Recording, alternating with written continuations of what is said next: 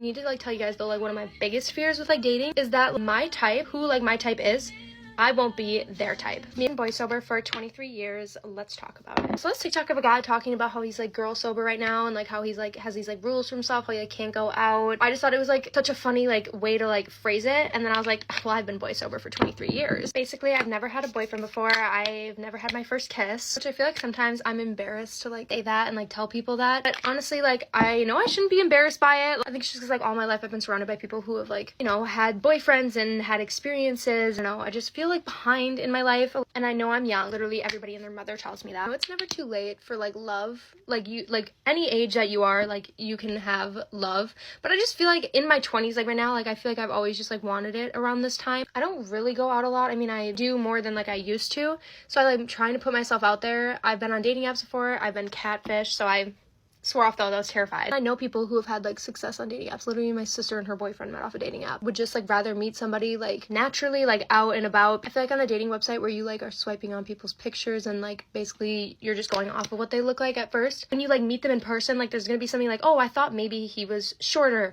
taller. And so I don't want somebody to feel that way about me. So I'd rather like meet somebody in person so they can just like see me right off the bat and like know if they like, I don't know, like me. I could never bring myself to like match with somebody in a dating app and then actually meet up with them in person. Like I'd be too scared. Or I want a friend to like be like, oh, hey, I have this friend, like you guys should meet. Literally none of my friends know anybody. I'm literally getting ready to go out right now with my friends. I mean, I'll keep you guys updated if I meet somebody, but I doubt I will. Okay, I need to like tell you guys though, like one of my biggest fears with like dating is that my type, who like my type is, I won't be their type. Me and my friend talk about this all the time, but it's literally like so scary to think about. The guys that like I'm attracted to and like stuff, like what if like they don't ever, like I'm not their type? Like isn't that so scary to think about? So yeah, that's one of my biggest fears with like thinking about dating and stuff. I just like really don't want to like have to like not have like a different type just so I can fit somebody else's. Does that make any sense at all? I've honestly only ever had like one kind of situationship on for a while. Nothing ever really happened, but he did end up liking my sister. Definitely can say I have some walls up, but I honestly feel like I'm open to everything, content being single. Like I need to say that I like love being single. There's only like sometimes where I'm like, damn, like it would be nice. I really do love being single and being independent. Also, I promise you guys I'm not going out in these Olaf pajamas, but it's just like so much more comfy to get ready wearing sweatpants. I know people say it'll like happen when you least expect it. Never really expecting it and still nothing, but it's fine. It's fine. Definitely do think that's meant to be will happen. Still kind of worried about it. I'm like, hello, like 23 years, like come on, like give me something. Sometimes I'm like, do I wish like in high school that I kind of like had more relationships? Or even though I don't want my heart broken, like I'm scared that like I'm gonna have to go through that now while I'm like in my 20s. I know it's unrealistic to like meet somebody and like your first boyfriend to be like the one you marry. And maybe I'm wrong, but I feel like heartbreak might be not as bad when you're like young in high school versus like being an adult and being a little bit more aware of like my feelings and kind of more like mature. I also know I'm not alone in feeling this, and I know that there's probably people who are older than me who have been boy sober for that like longer than me. You know, I know other people will relate, so it makes me feel a little bit better. Like we're in this together. I'm just like such a hopeless romantic. I feel like I have so much love to give. Like I feel like I'd be such a good girlfriend. Like I guess for now though, it'll just be me and my book boyfriends. Okay, I just thought something really funny. Like going back to like me saying how I'm scared like my type, I'm not their type. Literally on dating apps, they do me so dirty when they say like, oh, here's like a really good match for you. You guys have a lot in common. Like this is your perfect match. Nothing humbles me faster. You've got to be joking me. Men that they think are like my perfect match. Even though I've been boy sober for a while, I'm not gonna come out of that for just any man. My standards are so high, as they should be. Since I've been single for so long and I've just seen like my friends date and kind of date really bad men, I kind of like know what to look for and like what I want, what I don't want. So in a way, like even though I haven't had my own experiences, I have from watching my friends like relationships. Okay, here's also the thing is like I feel like I kind of am like talking the talk, but like I actually am terrified of men. Don't actually know if like I'm approached by one what I would do. I feel like I would just be so scared and like shut it down or be like, no. So it's like, do I really have any right to complain? Because I'm like not really trying that hard. Listen, I'm just like scared. Like, I still want it, I think. You can see my struggle now. I just want a man written by a woman like to sweep me off my feet and like be so perfect. No, but I think it's so funny because I think that like guy's video, I think he was like saying he was like going girl sober because he like needs to like take himself away from women. I don't know if that's what he like meant. Imagine like if I was like, yeah, I need to like go boy sober because like I need to take myself away from men. Like there's too many. Honestly though, that tracks for him because he's actually so hot. But yeah, I hope this like made sense to like somebody can relate. I feel like I'm not great with like trying to like say exactly like how I feel. I also can't get over the fact that I just like so badly like want to be the girl that like a guy sees in public or somewhere and just is like, whoa, like her. Okay, I'm finishing with a lip combo. Thank you guys for listening to me yap. I hope I made sense, and I also hope somebody else can relate to this. Time to go out now. I do need to change my Olaf pajama pants, but thank you for watching. Bye. I can't believe it took me all these years to learn this shit, but we do not need to date the nice guy. We need to date the asshole. Bear with me. So here's the thing with the nice guy. And by definition, nice is performative. Nice is someone who tells you sweet nothings. Nice is someone who doesn't have any backbone. They can't set boundaries. Nice is the difference between when you're down and out and you broke, they go, oh my God, I'm so sorry. Are you okay? Versus the person actually gives you money to get you back on your feet. We don't want the nice guy. We want the guy who keeps it real. And unfortunately, society labels this guy as the asshole, but he's really just honest. The asshole is the guy that compliments you, but you know when he compliments you, it's real, it's genuine, it's honest. He's the guy that treats you amazingly, but he treats everyone differently according to how he truly feels about them. So his friends and family know, damn, you must really like that girl because you don't treat people like this. Or do you want to date the nice guy who treats everyone the same? I once dated a guy who was so nice that he would literally move me out the way for strangers to pass because he was really that interested in the strangers thinking of him as a nice person instead of prioritizing, hey, honey, I'm standing here. They can say, excuse me. I once dated a guy who was so nice that when my waitress wasn't getting the hint that we want to kind of eat our meal in peace, and she literally could have pulled up a fucking chair to sit down and join us in our meal, he was too scared to tell her, hey, thank you, yes, but give him that hint that, can you go? Like, I'm trying to have a dinner with my girl. He was that nice. Do you want to date the nice guy who can't set boundaries with his family, with his mother, with anyone asking deep questions about you and their relationship? Who's not going to prioritize you when you need to be prioritized? Do you want to date the nice guy who's not going to tell you you have a booger in your nose? Everything's on a spectrum. Nice guy to complete pushover and asshole to mega asshole that you do not want to date. But at this point in my life, I know I want to date the asshole who's going to defend me, who's going to be honest with me if he ever feels that I'm sleeping on myself, who's going to push me to my highest potential. Someone who sees the greatness in me and isn't scared to hold me accountable. When you're dating someone who's too nice, they're not trying to rock the boat, and they probably can't handle critique their damn selves. I'll paint another picture for you with the asshole. So I once was around this guy who, he is a celebrity. I'm not going to say who he is, but anyway, he had a group of men around him, kind of like his henchmen, his people that would cater to him. And I always noticed he was very matter of fact with them. He didn't smile. He was very straightforward with them. He made sure they did what they had to do. And he ran that shit like a business. But when he would communicate with me, it was soft, sweet, gentle, kind, caring, considerate, all that. And I was like, damn, I like this.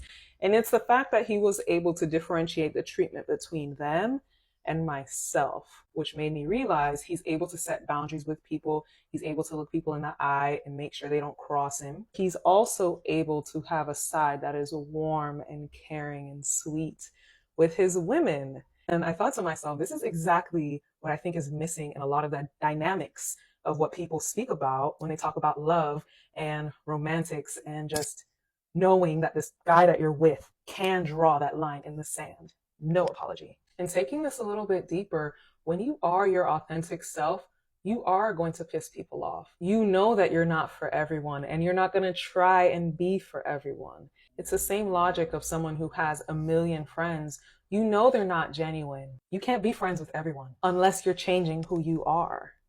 So miss me on that nice guy shit. I want a man who's real, who's honest, dependable, authentic. Someone who is approaching me because they feel like our values truly align. And someone who truly wants the best for me. Miss me on that nice boy shit, period. There was a study done in the 90s, and what they found out, I think, still holds true today. So what they did is they took a group of men and they took a group of women and they categorized these men. So it was like high status, t-shirt, McDonald's. Same thing with the women. High status, t-shirt, McDonald's. And then they asked, the men, okay, would you go to coffee with this person, go on a date, marry? And in all three categories, the guy didn't care. It's like, yes, sure, whatever. With women, it was a whole different story. Women went to the high status man for the majority of them. So that was for coffee, date, marriage. My takeaway on this is just goes along with the trends I've been seeing. So we are in this Kardashian culture and have been for, I don't know, 10 years. I don't know how long they've been on. But this idea of perfection has just been kind of unseen before. I mean, before we had magazines, we knew they were kind of airbrushed, but what we see now, women are doing eyebrows, microblading, dermaplaning, eyelash extensions, hair extensions, lip fillers, cheek fillers, breast implants, butt implants, fat transfer, taking ribs out. I mean, literally women are taking their ribs out. So I think just the pressure and the unattainable like beauty that they put on themselves, they're also putting that sort of unattainable image and desire on a guy as well. And that's why these guys are backing out, because guys know, like, that's crazy. Like, we can't do all that.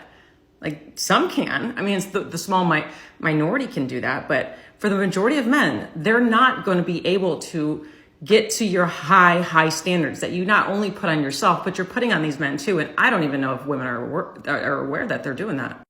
And if you think about it, it's really a beautiful thing that men will just kind of take you as you are. Like, they don't need you to be high status, or they don't care where you work. If you work at McDonald's or you're making six figures and some executive of a company. But look at what we're doing to men. We want them to just be everything. It's unattainable. They're getting out of the market, and rightfully so. So I even asked my brother about this. I said, hey, is this true? Like, men don't care? He's like, 1,000%. Men could give two shits. And I was like, that's going to be a topic then. So anyways, guys, follow for more.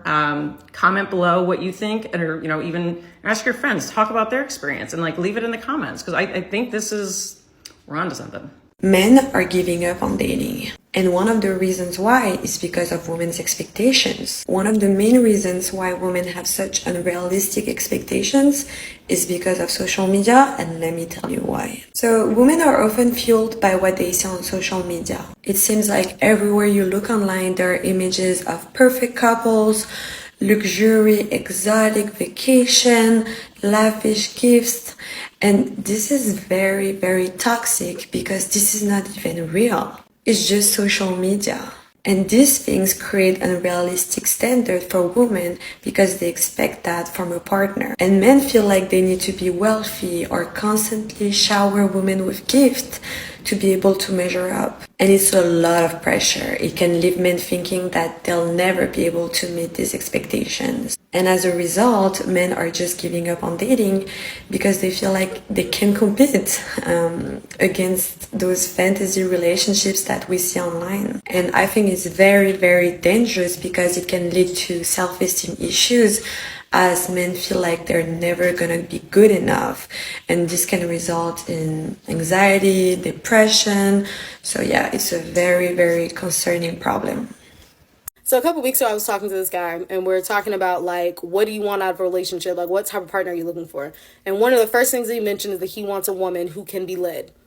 That's an orange flag for me. Not red, but it's orange. Because that automatically makes me think that you are a little misogynistic. Like, this random desire that you have to lead women is usually rooted in something deeper that I don't like. But whatever, I let it slide. I'm gonna give him a chance. So we get further along in the conversation. We start talking about careers and money and education, stuff like that. So I'm like, okay, you know, the job that you work right now, I'm not gonna say, but the job he works right now is very like a regular, normal job.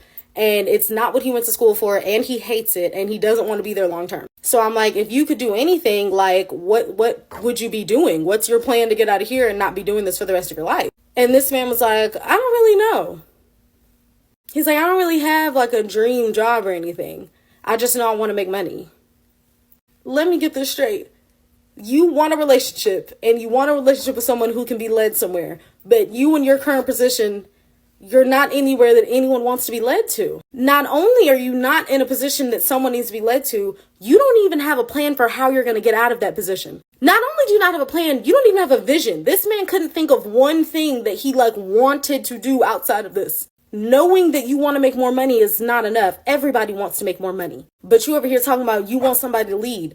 baby, that's the least of your problems. I think you need to be looking for someone to lead you. You need to be down at a community center or a church asking for mentorship before you ever think about leading a woman somewhere. And that's my problem with a lot of men that have this same idea of, I need a woman that's going to be submissive, I need somebody to lead, is that most of them who say that are not in a position that I need to be led to. That this would be a lateral move. You make like $40,000 a year, and there's nothing wrong with that. But again, I don't need someone to lead me to that. Same thing with men who are so obsessed with talking about how I don't want a woman to go use me for my money, and you don't be making no real money. That's not a concern of yours. I just want y'all to be for real. Above all things, just be for real. Something I've observed in my matchmaking business is that women who are smart, independent, and successful tend to struggle the most in their dating lives. And I believe this is because of hypergamy, which basically means that women tend to want to date up. They want someone who's superior to them financially and in status and in IQ. And so what happens is the more money a woman makes and the more independent she becomes, the more her dating pool shrinks, because the pool of men that she is going to be attracted to is going to be smaller. But the problem is men date based on a different criteria. Men are not dating women based on their wealth. They're not dating women based on their IQ. They're dating them based on, is she going to be a good mother to my kids? Is she nurturing? Does she make me feel like a man? Is she attractive? And so you have this imbalance. And it becomes a bigger problem as women get older, because then they start competing with women who are 5, 10, 15 plus years younger than them. And again, because men are not dating off the same values and criteria, it makes it harder for them to find a mate. And I think this stems from a few different things. One being feminism. You know, the road to hell was paved with good intention. I don't think feminism is a bad thing, but I do think it's unsurprising that the more independent women have become, the more childless and single they've stayed. And also the destruction of the family nucleus. As divorce rates started to rise, you had more moms telling their daughters, don't ever put yourself in a position where you have to depend on a man. And like, was the juice worth the squeeze? Let me know what you think in the comments, and follow me for more.